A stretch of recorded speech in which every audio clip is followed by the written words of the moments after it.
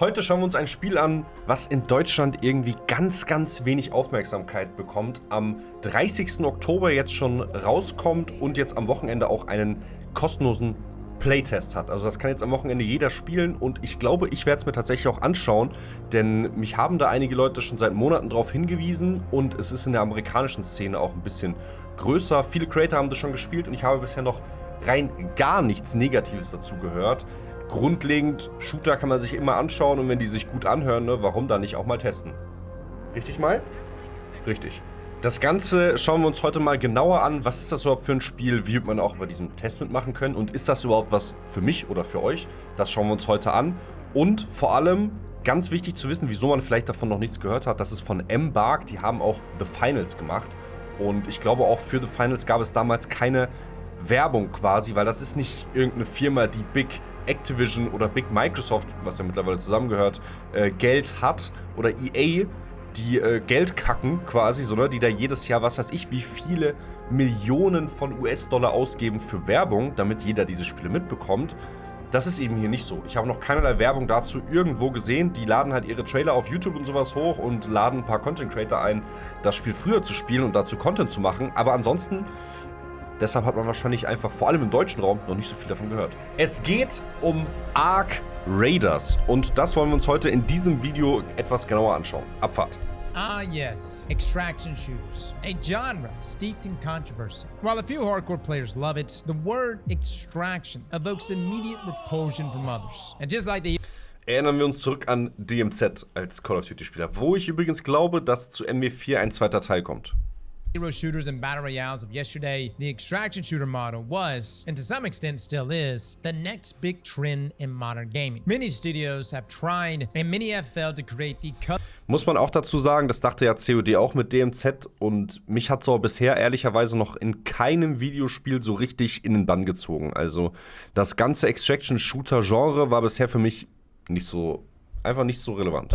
Holy Grail, the first mainstream extraction shooter. So when hype started to drum up earlier this year for Ark Raiders, there was definitely still a level of skepticism that still hung in the air, which is why we're making today's video. What is Ark Raiders? Who's developing it? And can it possibly, amongst all the games that are trying to funnel into this genre, could this game live up to the hype? Now, it just so happens, we've been following the development of Ark Raiders since its first reveal back during the Game Awards in 2021. Before its delayed release and before its transition from a looter to an extraction shooter. Many people forget that at one time, Ark Raiders was going to be a looter. There's a lot of history here, and today it's our privilege to share with you everything we know about Ark Raiders so that you can decide if it's worth your time and, more importantly, your money. But first, let's start with why extraction shooters don't work. Now, if you're unfamiliar with the extraction shooter genre, you may be wondering why. Why do so many people despise these games? At the same time, da würde mich auch mal an eurer Stelle generell natürlich vielleicht jetzt die Meinung zu The Finals und ob wir diesen Player-Test am Wochenende dann mitnehmt, das würde mich interessieren. Aber vielleicht auch generell zu Extraction Shooter. Was ist euer Lieblingsgenre, was den Shooter-Modus angeht? Wir haben ja ganz normalen Multiplayer, 6 gegen 6, wie wir das in COD haben. Wir haben aber auch Battle Royale, wir haben Extraction Shooter. Es gibt ja so viel, was du mit Shootern quasi machen kannst. Und das wird wieder ein Extraction-Shooter. Und wie gesagt, sowas hypt mich eigentlich überhaupt nicht. Aber bei dem Spiel, ich habe mich schon 1, 2 andere Videos angeschaut, nur das noch nicht. Hat mich schon angesprochen und ich will es auf jeden Fall testen. People that play the piss out of games like Escape from Tarkov or Delta Force or hell, one of our favorites, Hunt Showdown. To understand the nuance as to why we first Delta Force hat mit dem Konsolen-Release echt zu lange abgewartet. Ne? Das fand ich am Anfang so cool, aber das hat so an Relevanz verloren mit der Zeit. Ich würde es, glaube ich, gerne mal wieder testen, aber das hätte einfach alles gleichzeitig rauskommen müssen. Mit Konsole, PC, Controller-Support, alles gleichzeitig, aber irgendwie war das nicht so. Die haben so ihren Moment verpasst. It began almost 10 years ago with the launch of, get this, The Division. You see, The Division was really the first ones to do it. In 2016, this multiplayer action RPG threw players into the streets of the post-apocalyptic and snow-covered New York City. Now, while it was formerly considered a looter shooter, which is the main reason why we played it, the most valuable loot at one time was obtained in a region called the Dark Zone, a section of the map where PvP was enabled and you can either team up or fight other players to extract your newfound gear. Now, ich glaube, ich kann mir vorstellen, dass das vielleicht sogar der richtige Weg für COD wäre, wenn die DMZ 2.0 machen, dass sie dann eine reine PvE-Welt bauen mit einem Teil, sowas wie diese Dark Zone, wo dann eben PvP angeschaltet ist, also wo du dann gegen echte Spieler fighten kannst. Und außerhalb bist du so ein bisschen geschützt und kannst nicht überfallen werden, wenn du irgendwelche PvE-Aufgaben gerade machst. Ich glaube, das könnte der richtige Ansatz sein, weil sonst hast du für immer in COD die Leute, die halt auch vielleicht schlecht sind und versuchen, irgendwelche Aufgaben zu machen, gegen irgendwelche Sweater, die versuchen, so viele wie möglich, also so viele Kills wie möglich in der Runde zu machen. Das könnte vielleicht ein Weg sein für COD, DMZ etwas interessanter zu machen. Da muss natürlich aber trotzdem alles viel interessanter sein. Die ganzen Rewards und sowas, die du bekommst, das war ja unglaublich langweilig in DMZ 1. Du hast eine sehr krasse Tarnung bekommen, aber dafür musstest du viel zu krasse Sachen machen. Und ansonsten hast du eigentlich echt immer nur Bullshit bekommen. Deshalb hat sich das auch einfach nicht gelohnt, ne? Ja, bin ich mal gespannt. Vision earned its fair share of criticism, but it was by no means a bad game. Hell, we played the piss out of it. And the Dark Zone was a unique system many players enjoyed. Yes, upon death, you would lose any gear you scavenged during your runs, but all gear you brought with you from the outside was safe, creating high stakes that didn't jeopardize progression from previous sessions. And soon afterwards, this concept would inspire the core vision of an entire game genre. Then we have Escape from Tarkov, with its beta that released back in July of 2017. It became the defining title of the extraction shooter genre. All safeguards were removed. Players would queue into a PVPvE instance, and all of their gear was on the line. Successful extraction meant better gear for your next run, but death risked sending you back to square one. It was realistic, tactical, adrenaline-inducing, with intense combat that valued patience, awareness, as well as skill, with a dash of luck. It attracted a certain type of player, one that was comfortable with losing it all. But it was that same punishing environment that would destroy any chances of widespread appeal. Your average gamer doesn't gravitate to slow, methodical combat, and they certainly don't like to feel that their entire play session was wasted after a single bad run. Not only that, Tarkov is PC only, with a high upfront cost, and it isn't even available on Steam, at least yet. That's actually coming soon. So keep in mind, Tarkov, it's kind of amazing how much success that game has achieved while not even having access to the broader market. But this is also why so many people started making extraction shooters. They saw the market, and many try to move in. Hunt Showdown, Battlefield Hazard Zone, COD DMZ, oh mein Gott, Battlefield Hazard Zone hat ja gar nicht funktioniert. Dark and Darker, Arena Breakout, Grain Zone Warfare, Delta Force, which is actually clocking record numbers, Forever Winter. Yeah, the list goes on, guys. The market was flooded with new extraction titles, and a few of them found their footing. For instance, one of the ones we played the most was Hunt Showdown. A little bit lighter on the loot side, but an extraction shooter nonetheless, with a style that's right up my alley. But despite this plethora of options, the extraction model has really yet to explode. They've done good, but it has not compared to how big the Battle Royale bubble was back when PUBG dropped, back when Fortnite exploded. And I know some people can say that's a bad comparison, but that's exactly what developers are hoping for. But there has been some great successes. And what if I told you that already there is a multiplayer extraction game that took the world by storm? Das war jetzt sehr lange, bis wir zum eigentlichen Spiel kamen. And as crazy as it sounds, there are actually two of them that I would like to talk about, which takes us to some successful extraction games that you yourself have probably already played. The first isn't even a shooter. Heck, most wouldn't even consider it an extraction. This game is called Lethal Company. The concept is simple. You and a group of friends explore these abandoned facilities looking for scrap while being hunted down by these deadly SCP-like monsters. The longer you go, the more scrap you have to collect to meet your quota. Death is inevitable. There's no beating Lethal Company, only surviving as long as possible, and is a ton of fun. This game was released in October of 2023, made by a solo indie developer, with the game quickly spreading like wildfire, hitting an all-time peak of 239,000 players, which is very impressive. The second game is Helldivers 2, a third-person shooter where you and your friends fight to protect managed democracy across the galaxy. We played the piss out of this one, guys. You choose a planet, you drop in from orbit, you complete a couple objectives while slaying out aliens with stratagems, and then you extract. And your success has real impact on whether or not that planet will be saved or lost to the alien invasion, as well as the resources you pull from it. Helldivers 2 launched in February of 2024 and peaked with a concurrent player count of 458,000. Now I know you may be thinking, Cross, are these really extraction games? Well, technically they are, but they don't have PvP. At its core, Lethal Company is really just a party game. Helldivers 2 is a co-op shooter with a horde mode. If you remove the extracting part, I would argue and say they would still deliver an enjoyable enjoyable gameplay experience. The extraction component only exists to raise the stakes. If you die in lethal combating, nothing of value is really lost. The whole point is just having a fun time. And the same can be true for Helldivers 2. Yes, you want to make it back home, but if you die, you're not losing tens if not hundreds of hours of resource and loot accumulation. You see, your enjoyment doesn't really rely on you extracting whatever valuable trinkets. It's determined on whether or not you had a fun time playing. And in my opinion, this is the recipe for a successful extraction shooter. Which brings us to Arc Raiders. Unlike the examples that we just mentioned, this game is closely in line with a traditional extraction shooter. It has all the trademark features: coveted loot, high stakes, proximity chat, PVPvE. But if that's the case, why then are so many people excited for this game? What makes Arc Raiders different? First and foremost, the developer behind Arc Raiders is Embark Studios. Now, this is not their first game. Despite it being the first game they originally showed us, the Finals was the first game we've ever played from Embark. And let me just say, Und The Finals ist eigentlich ein unfassbar geiles Game. Ich habe das nur wirklich sehr aus den Augen verloren und ich glaube auch, der Controller-Support war dann doch nicht so gut, oder? Also ich glaube, es war schon ein Game, was du eher mit MNK spielen musstest. Und ich als eigentlicher Controller-Atze bin dann natürlich immer so ein bisschen enttäuscht.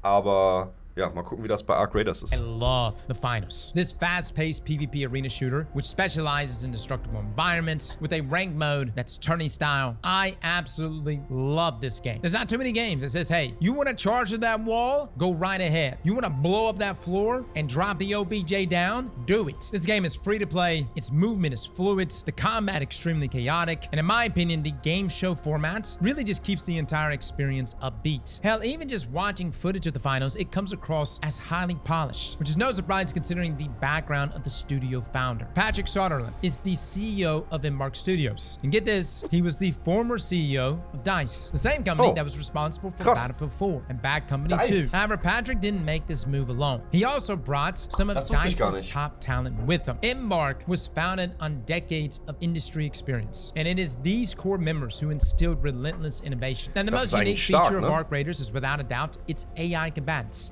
In-game, the enemy called Arc are robots with a single directive: wipe out humanity. And the Arc were not developed in a traditional manner. Embark used a physics-based training model that relies on machine learning to train its combatants. The developers didn't animate the robots or program them how to behave. The robots first learned how to walk and then how to react to unexpected obstacles. Then they learned how to kill players. The result is a set of PvE combatants that feel realistic and behave unlike any other game. Rollers will hunt you down. Drones will continue to fight even after losing multiple engines. And queens are so dangerous, you best have a team if you're looking to take one down. The PvE combatants in Arc Raiders aren't an afterthought though. They are genuinely challenging. And there's a very important reason why. Arc Raiders originally was not going to be an extraction game. Remember, it was slated to release in 2022 and it was being developed as a looter shooter. But soon after its reveal, it became clear the Finals would be ready for launch sooner and Arc Raiders needed more time to cook. Now what the developers said is what they realized was that their PvE part of the game by itself was boring. It did not have enough stakes. It needed PvP. Therefore, the pivot to become an extraction shooter. This also meant shifting away from a free-to-play model, which at the time had many of us very concerned. However, after getting our hands on Arc Raiders, I actually feel like they made the right decision because the PvE commands are so threatening. PvP.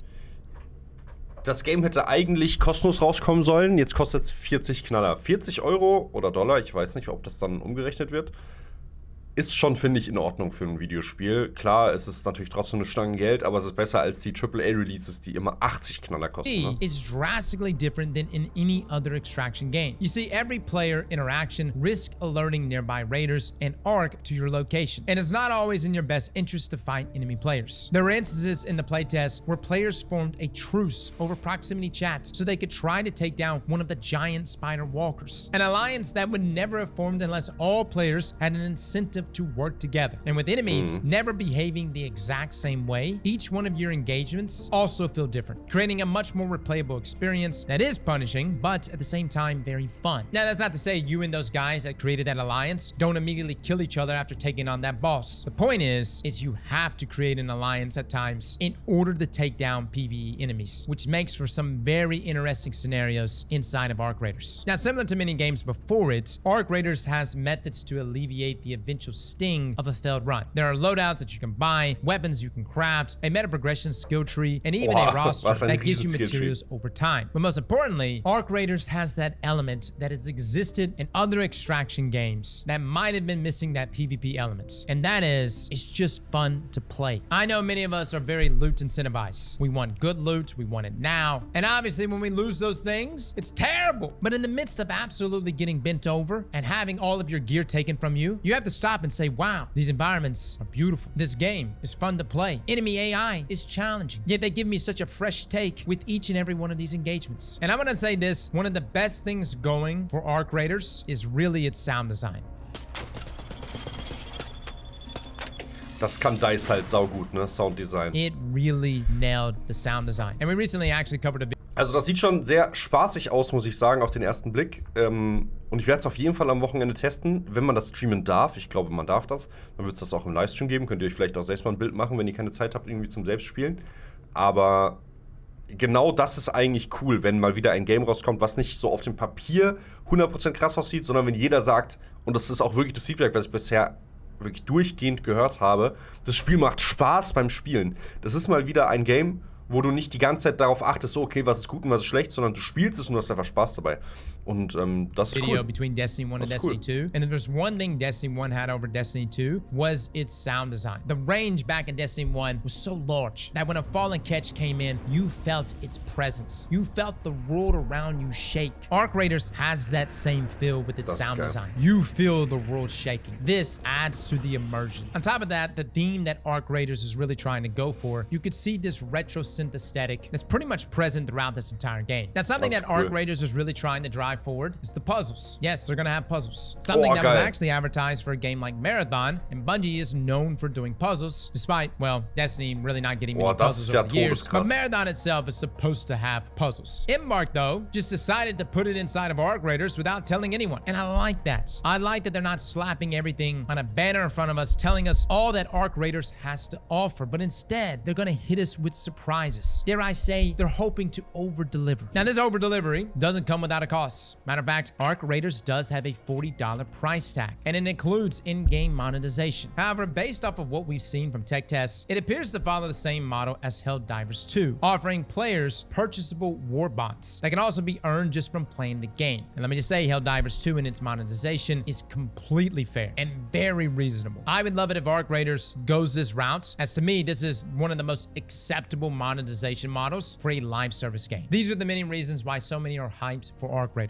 This is not a Tarkov clone. It also doesn't seem like Embark is just trying to chase the extraction shooter market, but rather set the new standard. I think one of the reasons why Arc Raiders does look so good, though, is because they set out to be a looter first. They developed the advanced AI combatants. They created the unique environments. They added the impeccable sound designs.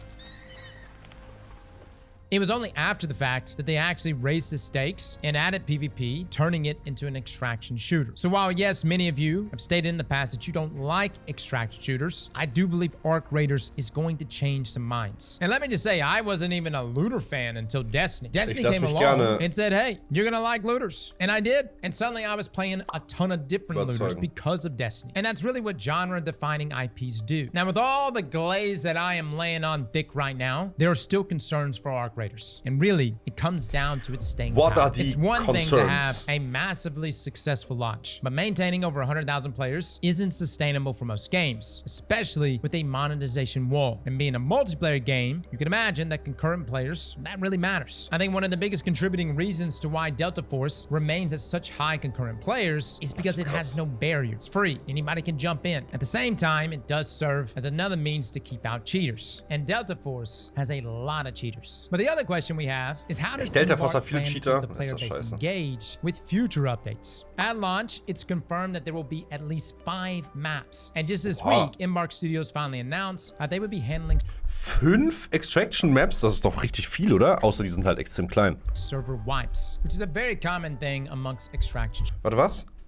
This being subject of progression wipes, or as we refer to it, the expedition project. Was? Finally announced they would be handling server wipes, which is a very common thing amongst extraction shooters. It's essentially the equivalent of new servers being added to an MMO, essentially giving everyone a clean slate, everyone starting from square one. Now, rather than emulate the current status quo, Embark has opted to introduce voluntary 8-week wipes called projects that, if finalized, will reset the player's level, skills, inventory, etc., but keep their accounts earned, cosmetics, purchases, and anything else achievement-based that does not directly influence the actual gameplay experience. Resetting your accounts could reward you with permanent unlocks as well as unique cosmetic rewards and non-gameplay account buffs. So again, Embark is going the route of respecting player time, only requiring a hard reset if you so choose. As we learn more about these projects and we see some sort of tangible roadmap post-launch, we'll have a much clearer picture what the long-term health of this game truly is. Now, do I think we'll ever see an extraction shooter that will broach the realm of like COD or Fortnite levels of success? I'm not really expecting that, but I do believe Arc Raiders, it has the hype, man. It's got the formula and the foundation to be one of, if not the most popular extraction shooter to date. If you like to play Arc Raiders early, Embark is hosting a server slam this week,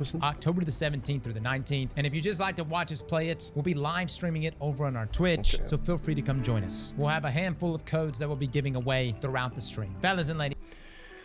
Codes? Ich dachte, das ist ein offener Servertest. Jetzt muss ich mich doch noch drum kümmern. Wenn ich einen Code brauche, dann muss ich mich jetzt sputen. Aber das sieht doch sehr interessant aus, würde ich sagen. Ich mache mir jetzt keine Hoffnung, dass das nächste Game ist. Aber vor allem, weil es am 30. Oktober rauskommt. Du setzt dich halt mit dem Release-Datum genau zwischen Battlefield und COD. Ja, das ist nicht genau direkte Konkurrenz, sage ich einfach mal, aber du bist ein Shooter und du release zwischen den beiden größten Shootern für den Konsolenmarkt. Das ist schon doll. Aber ja, wir werden sehen und wir werden das Ganze hoffentlich testen dürfen. Und ja, eure Meinung gerne mal in die Kommentare. Und wenn ihr dazu Content sehen wollt, lasst mich gerne wissen, würde ich sagen. Beziehungsweise wahrscheinlich eine Runde oder sowas mit einer Meinung von mir wird es auf dem Kanal so oder so geben.